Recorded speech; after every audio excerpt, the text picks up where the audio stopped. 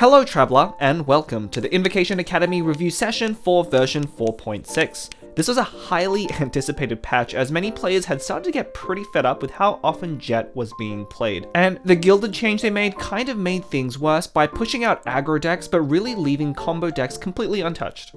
Well, there's definitely going to be a huge shift in the meta, and we'll go over all the balance changes today as well as the first impressions on the new action cards.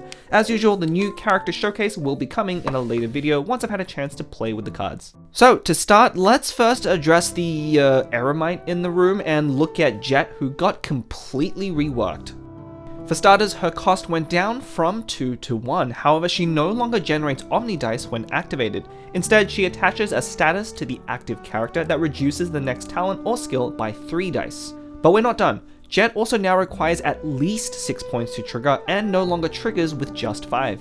Okay, that's a lot to process, but to summarize, although Jeht was reduced in cost, she can no longer generate 4 dice worth of value at max stacks, only 3, but still requires you to get up to 6 stacks to get the 3 dice effect. Not only that, the 3 dice value you get is always tied to the same character that uses a burst to trigger it in the first place, which is not always what you want, and you can no longer set up other characters with those dice. On top of that, because it is a status rather than raw dice, multiple Jehts now will no longer stack. Triggering 2 will simply override 1 and waste 1 of your Jehts. All in all, with all of these limitations, Jeht is probably not worth playing anymore.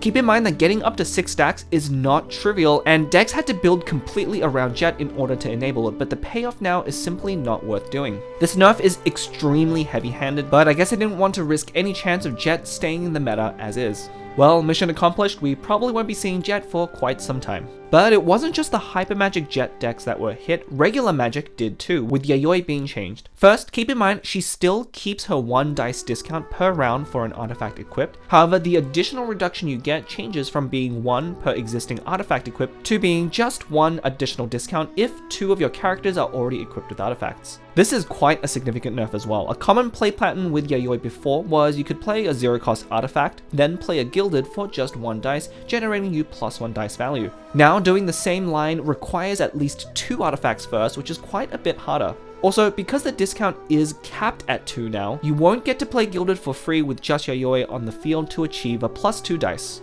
I quite like this change because it does keep Yayoi's identity while giving Magic the significant hit that it needs much more than the Gilded change from before.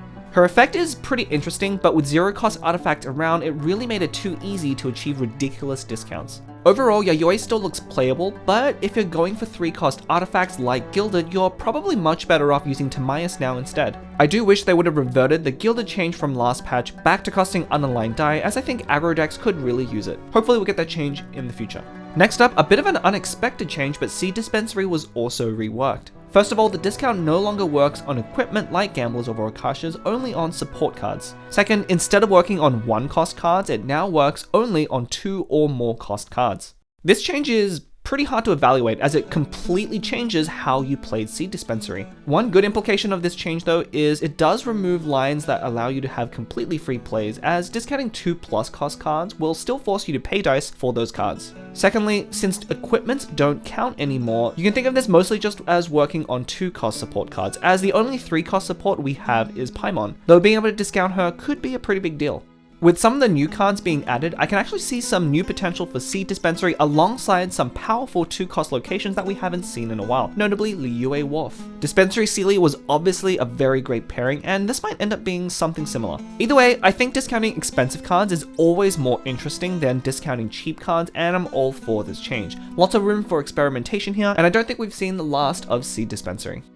With those 3 changes combined, we are almost certainly going to see an end to Hypermagic and in general Magic decks as they currently exist today. Keep in mind though, Gilded combos still exist and in the right conditions will still be pretty powerful, but the important thing to note is that it's a lot less consistent than before and without as much of the high end.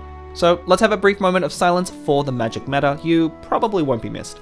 Okay, now to a really interesting change to Abyss Lecter. First, his heal and revive increases from 3 to 4 HP, so as a baseline now he is back to a 10 HP character, which is pretty good. Additionally, after reviving, he now will gain a +1 pyro damage buff. Previously, this effect was tied to his talent, so getting this buff to his base kit is really great. Even though it's just 1 HP, the increase from 3 to 4 is actually way more significant than just 1, as it now means Lecter no longer goes down to 3 damage skills after a revive. You will need an additional hit or reaction to take him out. Not only that, with a 4 damage skill after reviving, he turns into a pretty solid anchor character. Really glad they make this change, and I'm looking forward to experimenting with Lecter decks going forward. But we're not even done yet, his talent card was also reworked. As mentioned, the +1 pyro damage of course was moved to the base kit and is no longer there for the talent. The shield effect is reduced from 3 to 2 shield, but now instead deals 1 piercing damage to all opponents when the shield is removed. Overall, this is a buff as you're getting more value on average just trading some of the shield for damage. But if you are playing Lecter as your finishing character, generally your opponents might not have all 3 characters alive to get full value from that damage, so probably don't recommend running the new talent either. Lecter's base kit looks strong enough. If you do want to try Lecter talent, I'd probably recommend playing him not as your anchor, but as one of your starting characters. And one last quick mention you'll notice in the patch notes references to Candace and Beidou's prepare skills, but this is largely a change to get them to work how you would expect with the new crab monster card. And functionally these skills don't actually change, so don't worry about them. Overall, really happy with this set of balance changes, and with the Prince Cup top 32 games starting up next month, I'm really excited to see what the pro players are going to come up with in this brand new metagame. But of course, that new metagame is also going to have some brand new action cards, so let's go look at them, starting with the new Spear Rightful Reward. Of note, this is a 2-cost weapon that doesn't buff overall damage, but does increase elemental burst damage by 2. Additionally, whenever your active character takes damage or is healed, the weapon accumulates 1 point, and once you get to 3 points, uses those up to grant the character 1 energy. Of note, this doesn't mean the equipped character has to be active in order to trigger this effect. You'll still gain stacks if the equipped character is off field and your active character is taking damage or getting healed. This is a super interesting card and is actually quite similar to the artifact Emblem of Severed Fate, but the energy generation here is actually much easier to achieve than the artifact. Honestly, this card looks perfect for any stall decks that have a spear user as their carry. Those decks not only benefit the best from that energy generation, but also other decks that do like to charge up and threaten 1 big burst on a character. Zhongli in particular looks like a pretty good holder for this weapon. Next up, Amethyst Crown is a new artifact which is very specific to Dendro based decks. When the opponent takes Dendro damage with the equipped character active, this artifact gains a stack. Then, if the stack count is greater than or equal to the number of cards in your hand, you create 1 random basic die, up to twice a round. First off, it's pretty cool that we're getting more element-specific artifacts, and I hope we see more of these in the future. If you can consistently generate dice off of this, it's pretty powerful at only 1 cost, but it does require you to not only be able to make good use of random element dice, which means normal attacks generally, but also encourages you to have fewer cards in hand, which typically points to aggro decks. So let's see, a combination of aggressive Dendro character that relies on normal attacks. Who does that sound like? Yep, Alhaitham. This artifact is pretty much tailor-made for him. Also, with his infused attack doing 2 separate hits of Dendro, he can actually trigger both instances in 1 attack, which is really neat. But it probably isn't great on anyone else, unfortunately. Seirai Island is a new location which lasts for 2 rounds, including the round it is played.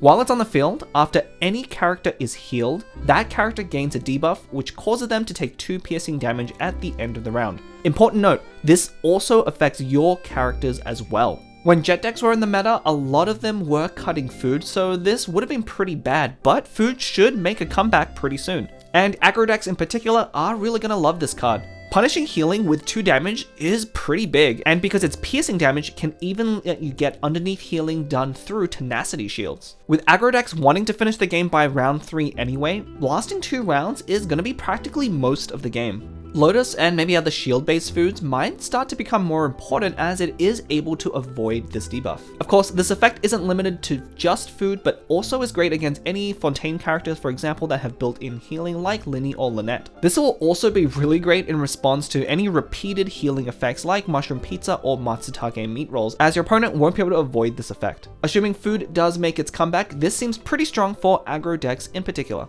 Speaking of healing, we have a new food card, Rainbow Macarons. It immediately heals for 1 HP, then the next 3 times the character takes damage will heal them for 1 HP. Note that there's no round limit to this, so this can trigger as many times as you take damage in a single round, or just sit around indefinitely until the character takes damage. Of course, this is really similar to Matsutake meat rolls, but heals 1 less overall HP, but is slightly easier to play with 2 underlined dice. However, the ability to get the full healing value in less than 3 rounds is pretty significant for any non-stall decks, and I can definitely see this being great in mid-range strategies that are running Chef Mao. But overall, I think stall decks are going to prefer the Matsutake meat rolls still. And our final 3 cards do introduce a new mechanic, which is shuffling cards into your deck. First up, we have Taromaru. When played, he creates 4 cards that are evenly distributed in your deck. Each card simply adds 1 Omni die, essentially a better Woven, which is really powerful and definitely worth the card. Then, once you've played 2 of these created cards, Taromaru is discarded, and in his place you get a summon that deals 2 physical damage with 2 usages. So first, what does it actually mean to have 4 cards evenly distributed? Well, I'll need some testing to know for sure, but one shortcut you should be able to use is to just divide the number of cards left in your deck by 5. So if you have 15 cards left, you can expect one of these saving cards every 3 cards or so. Okay, so how good is Taromaru? Well, in some sense, he is kind of like a Jeht. 2 cost, but gets you 4 Omni. But in order to get to that 4 Omni, you pretty much have to draw your whole deck and also hold onto those cards in your hand. In return though, you do get 4 free damage, which is actually kind of a lot. One thing the Jeht meta did show us was how easy it is to actually churn through your deck, which means this card might actually have some serious potential. It's definitely less powerful than the original Jeht, but if you do enjoy that playstyle, this could be one alternative and the next best thing. This is probably the new card with the most potential, but is also the one that's really gonna need some testing before figuring out how good it is. But definitely excited to try it out. White Glove and the Fisherman is another card that creates a card at the end of the round and randomly puts it in the top 5 cards of your deck, with 2 usages. Additionally, when it gets down to 1 usage, which is going to be the end of the same turn that you play it, you do draw a card, so it does replace itself pretty quickly. The cards it creates buffs a character's damage by 1 and stacks up to 2 times. So you can use both cards generated on the same hit. Okay, one quick PSA. Newer players tend to think that shuffling additional cards into your deck is free and great, but if you understand card advantage, it's important to note that every card you do draw has a hidden cost of being another card you didn't draw. Taromaru makes Wovens, which are great, but the cards created by White Glove and Fisherman are closer to Jueyun Guoba. Even if they don't cost any die, they still cost you a card, and quite frankly, the +1 damage effect doesn't seem like it's enough to me, and I generally avoid playing this card. Lastly, Underwater Treasure Hunt shuffles 6 treasures into your deck completely randomly. Each treasure heals for 1 HP and creates 1 random die. The fact that it's random does limit its usefulness quite a fair bit compared to Taromaru, so unless your deck really cares about the healing, you probably shouldn't be playing this. But stall decks will probably really like not only the healing you get, but having extra die for swap stalling. So it does seem like the perfect home in those stall strategies, particularly as those are also the decks that tend to run out of cards near the end of the game. Just hope your opponent doesn't play Sarah Island before you get to use the cards. This one also has quite a lot of potential and definitely worth trying. And there we go. With Jeht decks and Magic likely on the decline, I do fully expect stall decks to make a comeback, particularly with them getting some pretty new tools. However, Sarai Island does look like a great way to combat those stall decks for aggro, so the upcoming metagame looks super interesting and honestly pretty unpredictable. As I mentioned, not long after the patch drops, we are going to start coverage for the Prince Cup Atlantic top 32 matches. So we will be able to see what the pro players are going to cook up with only a few weeks to test in this brand new metagame. Either way, I for one am very glad that the meta has shifted as it was becoming really problematic. Let's just hope Taromaru doesn't break the game like Jeht did. If you are a newer player, be sure to attend the TCG 101 series to level up your Genius Invocation game. If there's anything you'd like to see in an upcoming video, drop a comment and I'll see how I can help. Be sure to enroll in our courses by subscribing so you can be notified when a new lesson is available. Until then, class dismissed!